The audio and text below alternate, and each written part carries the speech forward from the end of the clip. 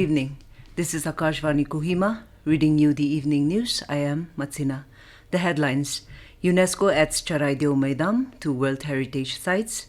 PM Modi expresses pride. Government Polytechnic Peren urges citizens of Peren district to join hands together to build a bright future in technology and innovation. India's ace shooter Manu Bhaker creates history by becoming first woman shooter to win a medal in Olympics. And President Droupadi, Vice President and Prime Minister congratulates Manu Bhaker for opening India's medal tally in Paris Olympics. Now the news in detail. Prime Minister Narendra Modi today expressed pride that Charaideo Maidam of Assam is being included in the UNESCO World Heritage Sites.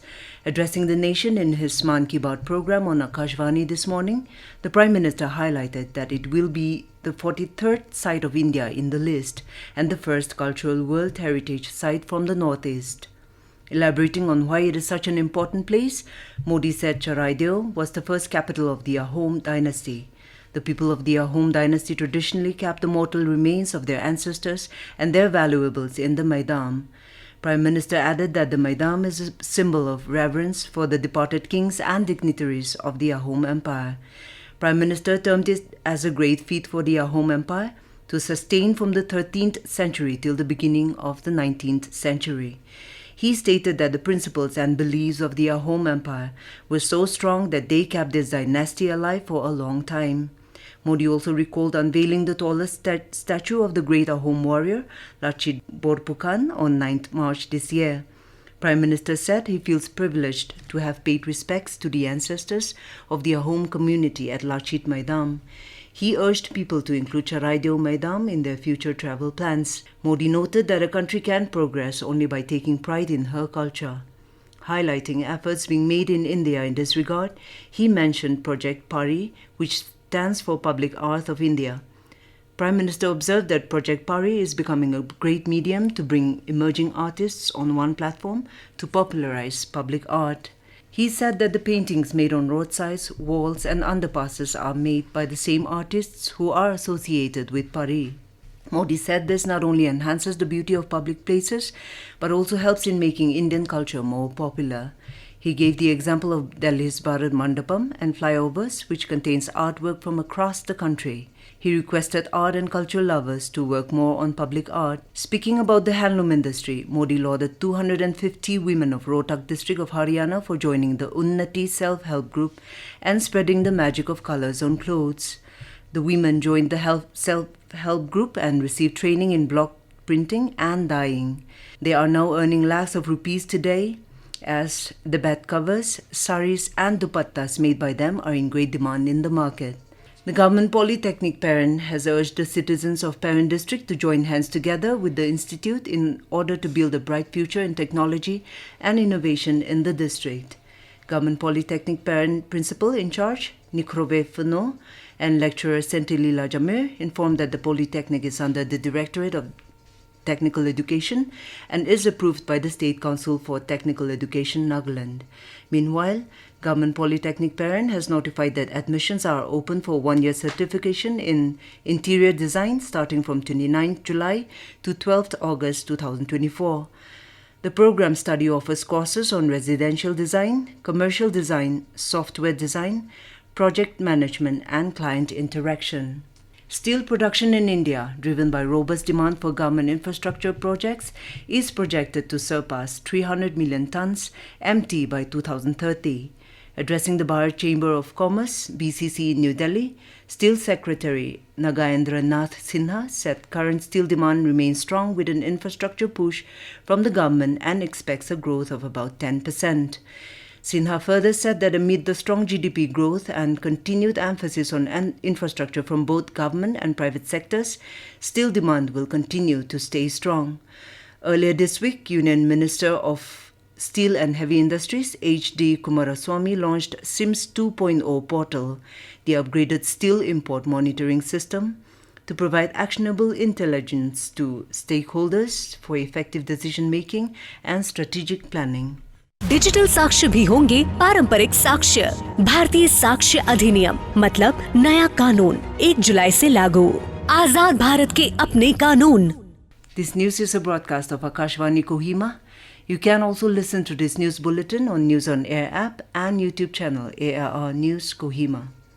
Delhi Police has detained the owner and coordinator of the coaching center in Old Rajinder Nagar after flooding in its basement killed 3 civil services aspirants.